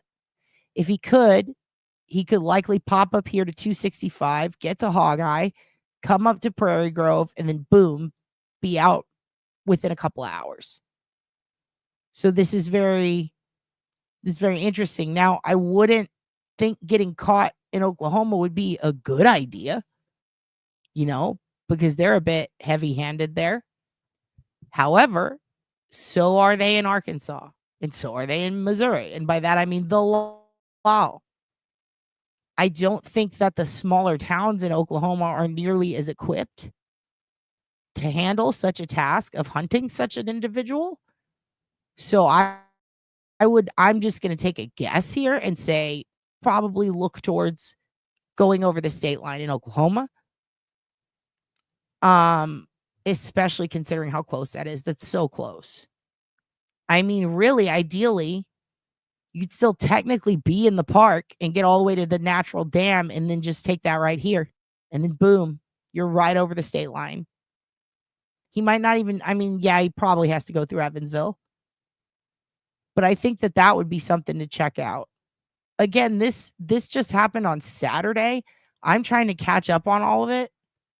And I appreciate you guys for being patient with me and for adding in the information that or that you have seen. Especially with all that land and all of the stuff. I don't think he's going to go anywhere where he's going to be parking that very identifiable vehicle. I would think that he's going to be on the run for a minute.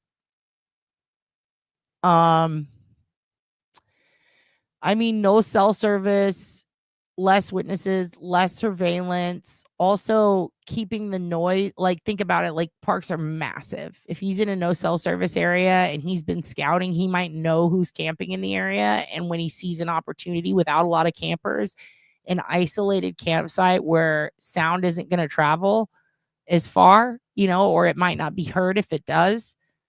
The isolation, I think, is very important. Also, if they try to get away from him and they're in a trail and they're wounded, they're less likely to make it out alive. because think about it, they're going to have to drag themselves all the way back to a place where they can get help. I wish I again, I don't know if I missed it. I like to listen to things 3 to 5 times. So I'm going to have to listen to a couple of these news reports, probably that one again and again, and see if I miss anything, because I am very curious also about a lot of things. I'm sure we all are, but I'm very curious about if anybody was hiking in that area and what specific trail they were on, because as you can see, there's trails all over, and which one was it? This is a massive park. It's way bigger than like Piedmont and any of the other parks we've talked about in other cases. So I would definitely do that.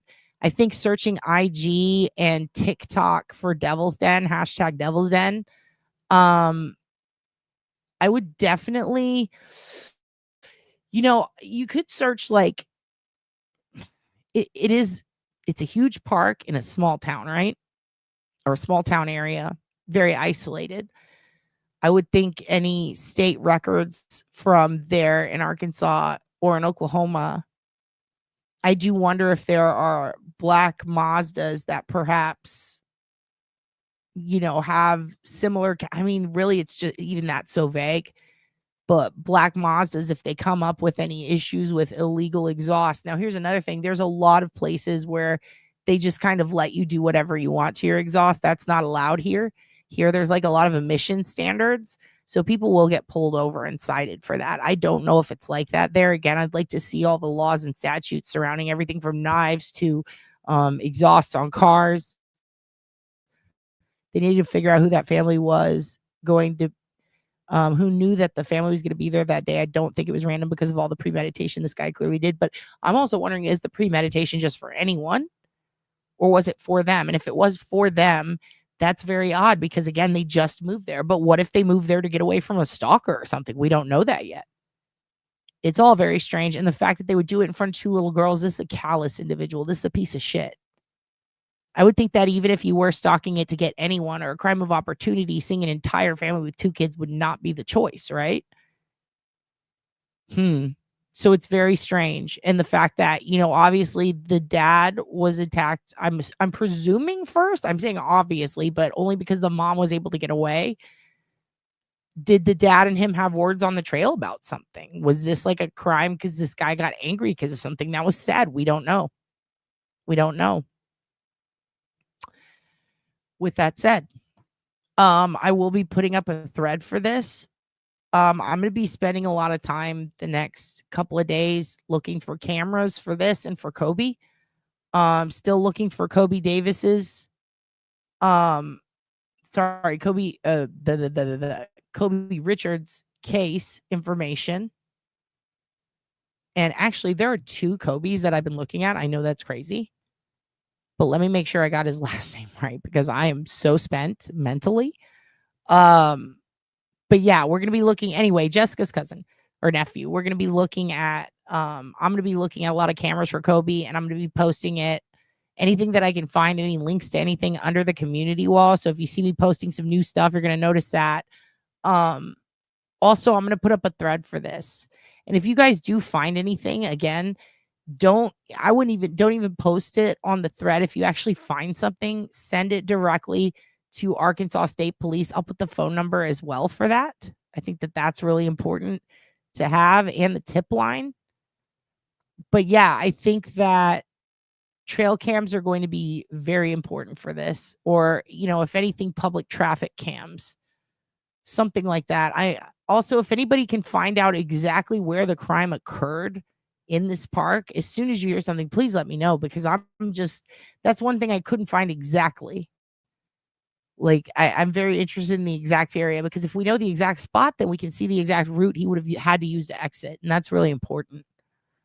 Anyway, thank you guys for being here this evening. This is going to be a short episode because I do have to go, but I will be back. We're going to talk about all kinds of things. We'll talk about Ghislaine. We are going to be definitely going over the Delphi docs. And some of the trial stuff that Turbo sent me. involving some of the jury intimidation and tampering and whatever you want to call it that was done in that case, which I'm still pissed about. Another thing, you know, if you're paying attention to Delphi or Idaho, I know CrimeCon's coming up. I see a lot of people posting about this. A lot of people are harassing the families for taking part in CrimeCon. They're saying this is disgusting. They're profiting off these girls' death, blah, blah, blah. I just want to remind everyone, you don't fucking know those kids. All right? We don't fucking know those kids. You don't know what their family's been through. And they have sat there for years on both cases and watched everybody tear them apart, tear their town apart, make judgments, decide what's best for them, decide to tell their story how they want it and not how the family wants it. People have done a lot of interpretations, videos on what if this person did it? What if Dylan helped? Like psychotic shit. A lot of people have been very reckless in how they speak on these cases. So if the family wants to go to CrimeCon and correct the record or answer questions or say whatever they want about their own family, I'm sorry, but get over it. They're doing it. Get over it. I'm not the biggest fan of CrimeCon, but I think it is ridiculous that people choose to attack the family members for wanting to correct the record or speak on how it impacted them. That's kind of the point. When you go through something like this and you decide to advocate for your own case or for your family's case or try to spin it into something good so that you can help prevent it from happening in the future, part of that is giving speeches and talking. If anybody has a problem with those families talking about their family members on a public forum, then never watch YouTube again, because that's what YouTube is. And a lot of people do that about people they don't know every day. I don't know this family. But if those little girls grow up and they want to go to a CrimeCon and talk about what happens to them, they fucking are allowed to. And I'm just so disturbed at the amount of people judging. Not only that, but family members who have never spoken out, and they're taking this opportunity to finally talk, to maybe heal or get some sort of like feeling of, at least I said my piece. So please just give them some grace. Like, don't be dicks. Don't engage in conspiracies and shit. Hear them. I mean, of all the people that we listen to tell us about crime and stuff, they should be the ones you're listening to the most, because they're the ones who felt it and who went through it. So just please be patient with them. Have some grace. Stop talking shit on them. Ugh. It really surprised me how many people were doing that. It was gross. Anyway, you're all the best. I thank you very much. I think that we should end with, yeah, we're going to end on this. We're going to go back and we're going to end on this, because some of you might have missed it. Oops. And God forbid you miss something as great as this. Thank you all for coming. I will see you tomorrow. You have a good one. Don't forget WWE Unreal on Netflix. Highly recommend it. Very good. And you're all very good. And I thank you for being nice individuals, human beings. Be on the lookout for this. I'm going to post this on the community wall. I ain't never see a big boy get on the roof. I ain't never see a big boy get on the roof. I ain't never see a big boy get on the roof. Big boy ain't been on the roof. Never see a big boy get on the roof. I ain't never see a big boy get on the roof. I ain't never see a big boy get on the roof. Big boy ain't play on the roof. I ain't never see a big boy get on the roof. I ain't never see a big boy get on the roof. I ain't never see a big boy get on the roof. I ain't never see a big boy drill on the roof. Never seen a big boy drill on the roof. I ain't never see a big boy drill on the roof. Big boy drilling on the roof. Big boy drilling on the roof. Big boy ain't drilling on the roof. I ain't never see a big boy get on the roof. I ain't never see a big boy get on the roof. Big boy ain't driving on the roof. I ain't never see a big boy get on the roof. How you do it like that? Damn, you got tools on your back. Driving on the roof. I ain't never see a big boy get on the roof. I ain't never see a big boy get on the roof. Shit, big boy get loose. Shit, big boy get loose. I ain't never see a big boy get on the roof. I ain't never shit, he's going on the roof. I ain't never see a big boy hop on the roof. How you do it like that? Shit, you just like a back. Shit, pick up your back. I ain't never see a big boy get on the roof. Get on the roof. Get on the roof. Get your ass out the roof. Get your ass back out the roof. I ain't never see a big boy.